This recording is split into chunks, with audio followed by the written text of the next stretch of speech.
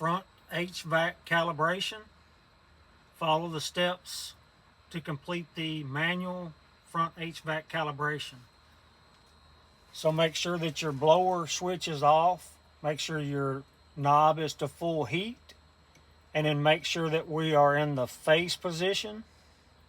And then you hold these two buttons until it blinks.